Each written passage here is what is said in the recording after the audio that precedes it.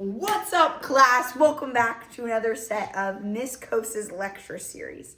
Now, students, if you ever wondered if Miss Cose loves you, well, we are here tonight on our very own Saturday night to film a couple lectures, and you don't actually just need to give it up for me. You need to give it up for my husband, Landon Cose, everyone's favorite. Hey. Woohoo! He's a trooper, and he's making it happen. So we're really grateful and excited for you guys to learn today. So today we're going to continue our series on the endocrine system, but we're going to be focusing on secondary endocrine organs. So we're going to go through one organ system. At the end of the lecture, Landon will give you a patient presentation.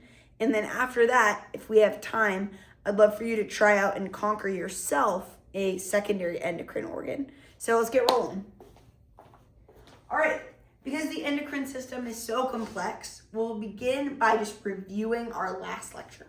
So, last lecture when we talked about the endocrine system, we compared it to the story of the tortoise and the hare with communication systems throughout our body. So, do you guys remember what communication system we compared to the tortoise and which we compared to the hare? Landon wasn't here, so let's see if you can just guess it. You're talking about like the steroid hormone or the protein? No, that's a really good guess. But I meant like a just broad way that our body sends signals or communicates. Oh, like nervous system or hormones? Yes. And so which one of those would be the tortoise? Probably the hormone related. Yes, our hormones would be more like a tortoise, nervous system more like the hare. You got it even without the lecture. Let's go. All right, what are the two hormone types that we discussed in class? Peptide and steroid. Peptide and steroid hormones. And then how are those two different? Peptides will act on a receptor outside the cell. And, yes. Steroids. Why do they act on a receptor outside the cell instead of inside the cell? Because they're not lipophilic. So one, they're not going to be able to pass through the membrane. And two, they're just kind of, designed to act on a receptor. Exactly. So peptide hormones are made out of proteins or amino acids. So they're hydrophilic. They like water. So they can't pass through the cell membrane, the lipid bilayer of the cell membrane. Okay, what about steroid hormones though? Those are more nuclear receptors, so they will diffuse through the lipid bilayer into the nucleus. Totally. Is the ultimate goal. Yep. They'll act on either receptors that are directly in the cytoplasm, but in most cases they go for gene regulation within the nucleus, affecting the expression of different genes on the DNA. So that's super great. Okay. What part of the brain acts as the mob boss of the endocrine system? It's kind of like controlling everything and monitoring everything. The hypothalamus. The hypothalamus is correct. The hypothalamus is monitoring the different parts of your body and is in control and controlling kind of one main gland. So what's the name of the primary endocrine gland that the hypothalamus kind of controls and regulates? The anterior pituitary system. Anterior and posterior pituitary gland. It interacts with them both in different ways. So how does the hypothalamus interact or control the anterior pituitary gland? So it's actually going to send its own hormones to the anterior to stimulate those hormones to then perpetuate. Totally. Okay, so the hypothalamus either sends an inhibiting hormone or a releasing hormone to the anterior pituitary through a system of very small blood vessels.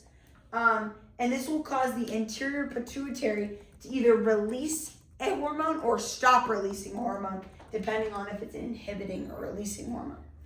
So the example we brought up last class was growth hormone. So we have growth hormone, releasing hormone coming from the hypothalamus. That'd be a releasing hormone, which then stimulates the anterior pituitary to release the growth hormone. Okay, so then how does the hypothalamus interact or control the posterior pituitary gland? So that's more of a neuronal control. Yes, so the hypothalamus makes two hormones. Do you remember what they are? Oxytocin and vasopressin. Oxytocin and vasopressin, or ADH, and it stores those two hormones in the posterior pituitary, and then it'll stimulate it neuronally to release. Is that right? Mm-hmm. Cool. All right. So last class, we talked about this process, and like we just reviewed, we mainly went over the hypothalamus, the mob boss, and then the pituitary gland. And we actually kind of explain this as though we're going on a scavenger hunt. Like, Landon, have you ever been on a scavenger hunt before? I have. Okay, what was the process of your scavenger? What was it for? So, my dad hid one of my Christmas gifts when I was like 12. Oh, really? Yeah. Okay, so did he have you like have clues that go to different places that send you another clue? Yes. Okay, what was the gift? I'm just curious. It was a PSP. Oh, a PSP, that's Yeah. solid. I wonder if the students even know what that is. It's almost like a Nintendo Switch, but it's old school. Isn't that a good explanation of that? That's a pretty good explanation. Okay, I said that this whole system is kind of like a scavenger hunt because it almost feels like the hormones are the clues, and it's like you're sending it to this, and then this to this, and then this to this. So we have that same process, but this class, we're going to, instead of focus on the hypothalamus and the pituitary gland, we're going to focus on the secondary hormone glands that are responding to the hormones that the hypothalamus and the pituitary gland are sending. So remember, I pulled this up last class. These are some of our main secondary hormone glands. So we have like our thyroid in our neck, our thymus, which is like in the center of our breast, adrenal glands, pancreas, ovaries, and testes. Today, we're only going to focus on one secondary hormone gland, and that will be the adrenal gland because it's really exciting, it's cool, people don't really know a lot about it. But at the end of class, hopefully if we have time, you can actually choose one of these. I think I'd like you to choose either the thyroid gland or the ovaries or testes and trace the endocrine pathway from the hypothalamus all the way to that secondary gland and then how it affects the body. So, let's start with the adrenal glands. The adrenal glands sit right on top of the kidney like a hat. Where is our kidney located though, class? What do you think, Landon? In the retroperitoneal space. Wow, that's very technical. How would you explain it more simply? Behind the abdominal cavity. Yeah, it's in the back. It's like right here. We Yeah. have kidneys on either side. You can check it by pounding the back. What are you thinking? That's good. But typically we think our kidneys is back there. But on top of each kidney is an adrenal gland. So we have two. And the adrenal glands, you guys can draw this in your notes. It looks something like this, like we're talking about the hat. And it has an outer section, which is called the adrenal cortex. And it has an intersection, which is called the adrenal medulla. Now, what the adrenal gland does is it has a lot of roles, but the main things we think about is that it responds to stress, it regulates our metabolism, and it maintains our blood pressure and the electrolyte balance of our body. So, if you have this drawn in your notes, something that we can add is this outer layer. This adrenal cortex actually has 3 layers to it. And it's important to know these because each of those layers release different hormones. So you can just add 2 more lines to make 3 layers total. And you can label these as you go. Boom. And you can see which layer is your favorite. Okay, so the first layer real quick question. When we say the adrenal gland responds to stress, do you guys know of any stress hormones? I think you actually do. Let's see if anyone could guess it. The hormone starts with a C, and people are like, oh, I'm so stressed. I think this is elevated. Landon, do you know what it is? Cortisol. Cortisol! The adrenal glands actually make cortisol. So we'll tell you which layer that is and then how that's regulated, which is really exciting. And I feel like it's really like common now in society to talk about your cortisol levels or having chronic cortisol. Have you heard of that? Yeah. Yeah. So it's kind of relevant and interesting. But our outermost layer, here are the 3 layers that we were talking about, but our outermost layer is called the zona glomerulosa. Zona glomerulosa. And this is this outermost pink layer. And what the zona glomerulosa produces is aldosterone. And aldosterone actually has a direct effect on the kidneys. It regulates blood pressure and fluid balance throughout our body. The way that it does this, though, is in the kidney system, we already learned about the nephrons. You guys remember this. We have like Bowman's capsule that has the glomerulus. then the proximal convoluted tubule, the loop of Henle, and then distal convoluted and collecting duct. Aldosterone, though, works on, let's see if we can draw, the distal convoluted tubule and the collecting duct. And remember, throughout this system, we were trying to firstly reabsorb things, so put things back into our bloodstream, or secrete things, release things from the filtrate release things from the bloodstream back into the filtrate. But what aldosterone does to the distal convoluted tubule and the collecting duct is it causes sodium, Na+, to be put back, reabsorbed back into the bloodstream.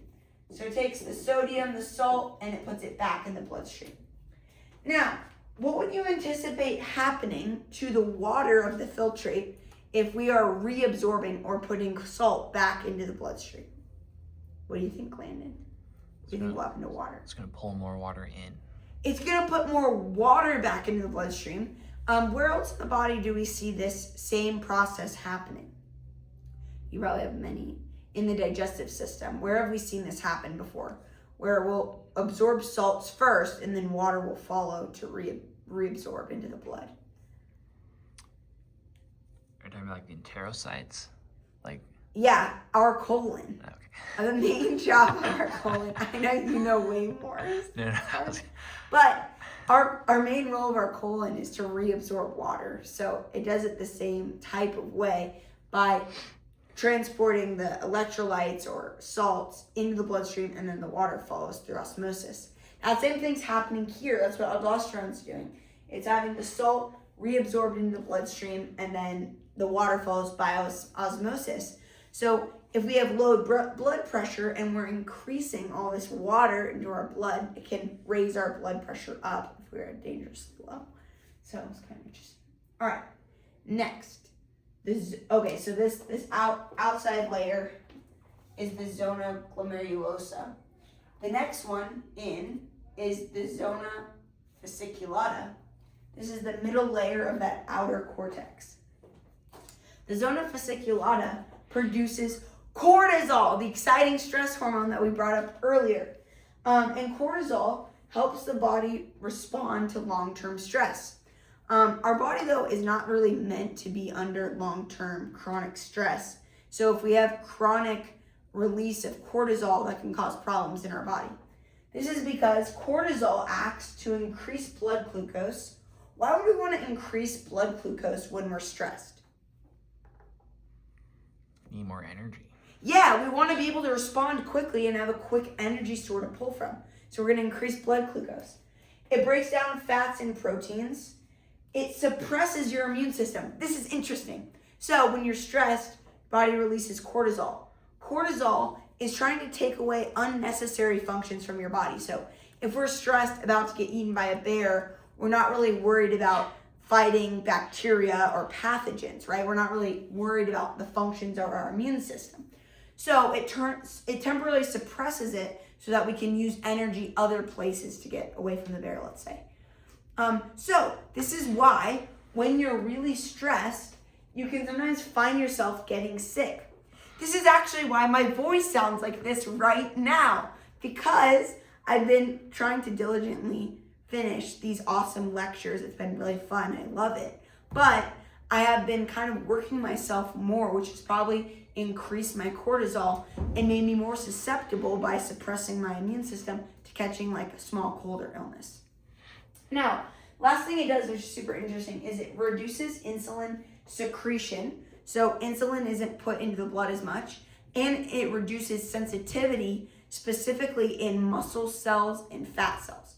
Now, Ms. Cose, what does insulin do? Great question. Insulin, we've heard with like diabetes, right? Oh, diabetics need to take insulin. Insulin, it acts on receptors in your cells, or I would say channels in your cells. So say this is an insulin receptor. Insulin comes by and binds to a cell, let's say a muscle cell. And what that will do will essentially open up a channel for glucose or sugar to come into the cell to be used. So right now the glucose, the sugar is in the bloodstream, sugar. But when insulin binds to a cell, it opens up the sugar channel for the sugar to come in and be used by the cell. So what we're saying is cortisol doesn't let you use sugar the same way because it decreases the sensitivity of that insulin receptor. So that's just kind of an interesting thing. Maybe Landon can comment on that later. But all right, our last layer of our adrenal cortex, the outside of our adrenal gland, is the zona reticulata. Reticularis, my bad. Zona reticularis. This is the innermost layer of our adrenal cortex. Now what this does is it produces what's called androgens. The most famous androgen that we know, that we've talked about a lot in class, is testosterone. And testosterone promotes our secondary sex characteristics. So this is like growing of pubic hair. This is like broadening of the larynx, vocal cords. This is increasing muscle mass. This is affecting libido or sex drive. This is, enhancing and stabilizing your mood. All these things are affected by testosterone. Now, the zona reticularis, its production of these androgens is actually more important in females, specifically with testosterone, because in males, where do we produce most of our testosterone? Testes. In our testes. We've already learned that. So males' production, majority, I think it's 95% happens in the testes, and then a small amount is reliant on this zona reticularis. And so in females, testosterone is also important for building lean muscle mass, for mood regulation, for different hair growth. It's very important as well in females. So finally, we're to our last bit of our adrenal gland, and that is, the adrenal medulla. This is the very innermost part of the adrenal gland. So now we're out of the cortex and we're to this entire middle section. Luckily for us, the middle section isn't split into 3 sections, so we only have 1. And the adrenal medulla produces epinephrine and norepinephrine. Where have we heard of epinephrine before? Have you guys talked about an EpiPen with anaphylaxis? An EpiPen for anaphylaxis, exactly. So, he could go into... I just got chastised for bringing up a student who has a peanut allergy, so I'm not going to bring it up. But say you have a peanut allergy and your body responds with anaphylaxis. You can give the person an EpiPen to reverse the effects of the anaphylaxis, so reopen the airways, which we'll see is the same role of epinephrine.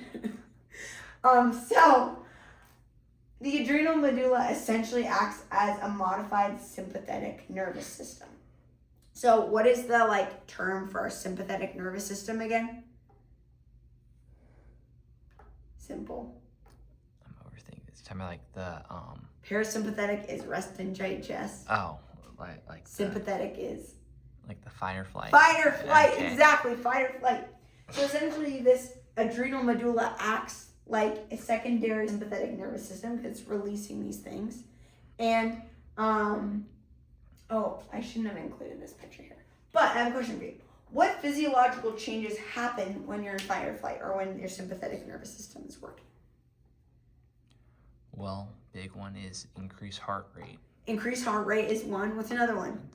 It's going to decrease blood flow to unnecessary organs. So vasoconstriction, the intestines. Yes, vasoconstriction to intestines, vasodilation to things like our muscles or our heart.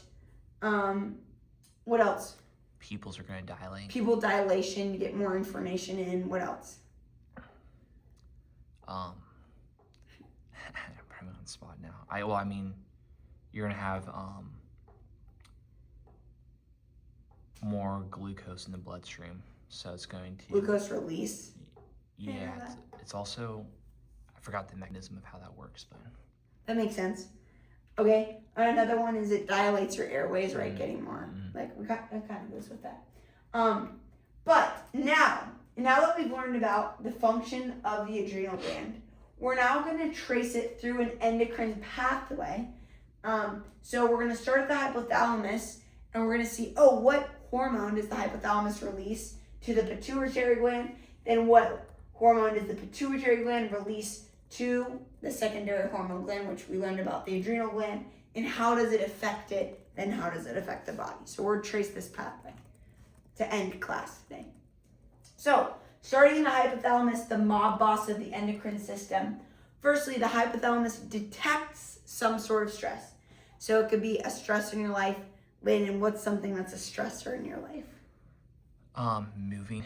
Moving. We're moving to California. It's pretty stressful because we have to pack everything and throw some things away outside. So the stress could be injury, like physical stress, or it could be emotional stress. Hypothalamus detects this in different ways. And it sends a releasing hormone. So, right, we have either a releasing or an inhibiting hormone.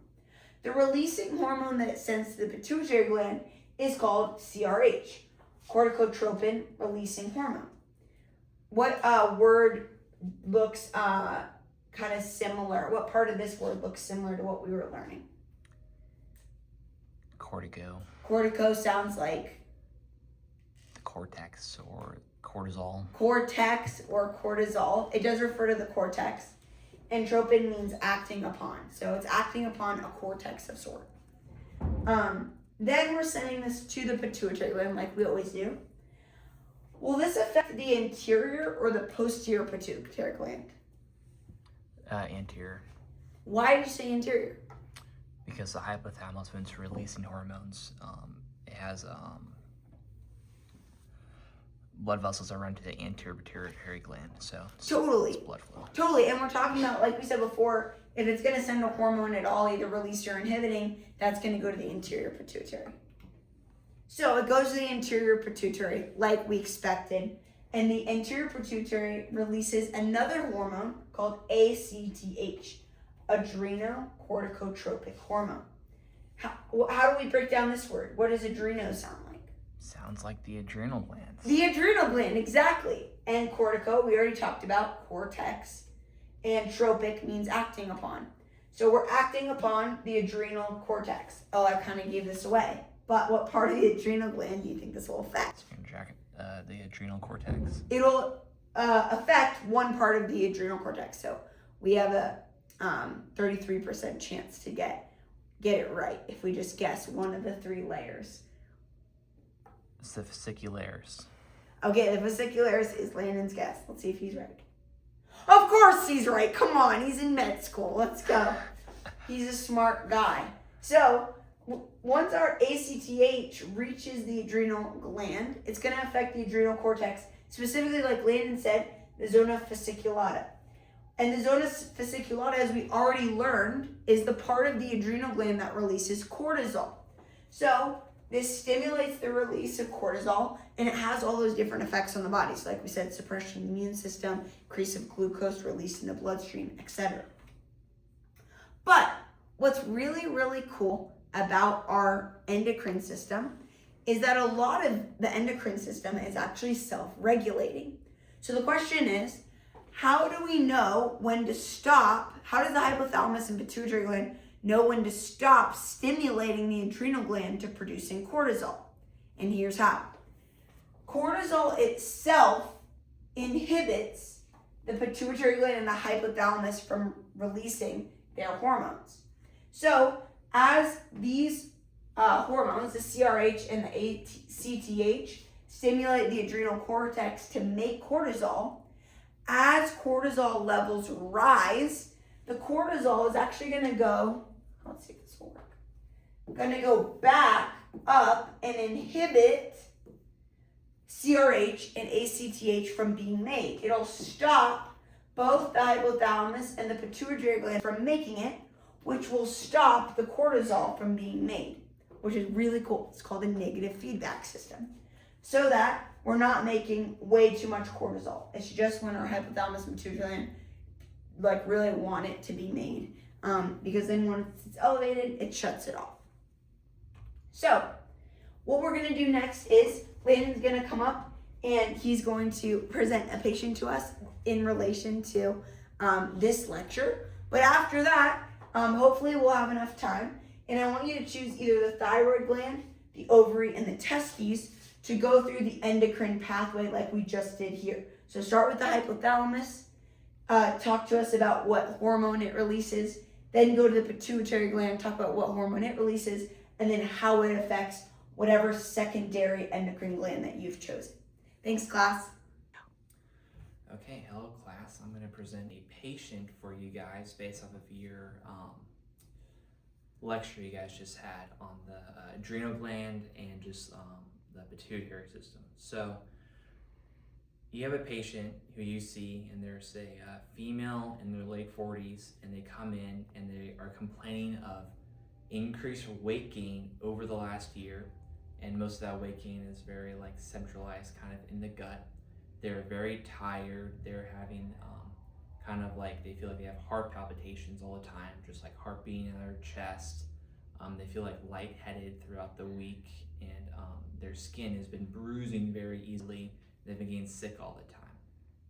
And so based off the lecture with the hormones that Ms. Cose discussed, I want you guys to think of what hormone, if in excess or in depletion, could cause that. So question 1, that's what I want you to think about.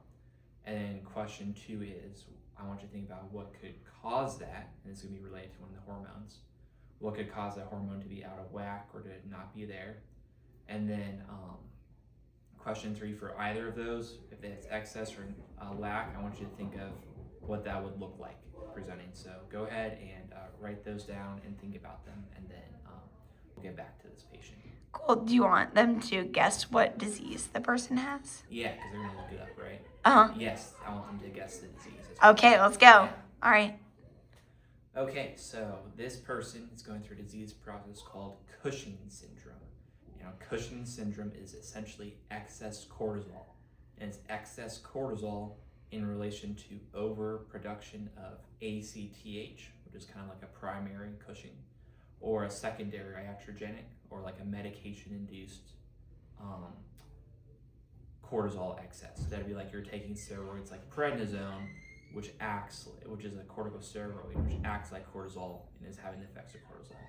So Cushing's syndrome is excess cortisol. Primary, again, is the excess ACTH. So excess ACTH can be caused by something called a pituitary adenoma, which you can see when part of the pituitary gland essentially like overgrows. Not the same as a cancer, but it's similar in that it's like a proliferation of the cell. So you're getting a lot of ACTH, and so cortisol is not having the same negative feedback on the pituitary as it normally does. And so ACTH will just continually produce and release, so you're having this excess cortisol. Now, excess cortisol, as Ms. Cose discussed, has effects on the immune system, on fat, on protein, on blood pressure. So nonstop excess cortisol can cause immunodeficiencies, right? And so that's one of the reasons why prednisone is given. It's given for pain because one of the What's prednisone? So prednisone is a corticosteroid medication that can be given as almost like for like very severe pain or just some other like autoimmune disease processes, because you want to stop to kind of decrease the immune system for that. So one of them is that it's a COX-2 inhibitor, and so it kind of helps with pain through that, same as like as ibuprofen does in a way. And it also just change how your neutrophils move, so they're going to stay kind of in your blood vessels instead of perfusing through the tissues. Why was she bruising on her arms a lot? So bruising would be from, I think that's from the affecting the blood vessels. And so cortisol actually has to do with the normal kind of basal tone of your blood vessels. So your blood vessels can like constrict or relax, right? Well, there's going to be like a normal tone that those have, and that's kind of typically regulated by cortisol. And so something you can also have is something called an adrenal crisis. So if you're giving someone something like prednisone and all of a sudden they stop it, well, your body has now your ACTH has stopped its own production because it's getting an exogenous thing that shuts it off. But now it's going to take a second for that to restart, and now you don't have any cortisol, and so you don't have that same basal tone. You're going to have like almost essentially go into shock, and you're going to have like signs of excess vasodilation, low blood pressure. But back to the Cushing's, and so cortisol will increase your blood pressure, so you have hypertension. It increases protein metabolism, so where the weakness is coming from, and is affecting the fat distribution. So you get something called like central belly or like moon phases, and kind of like almost like a bull hump is kind of how it's described. And so that's just the patient for today. Sweet. Thanks, baby. Woohoo!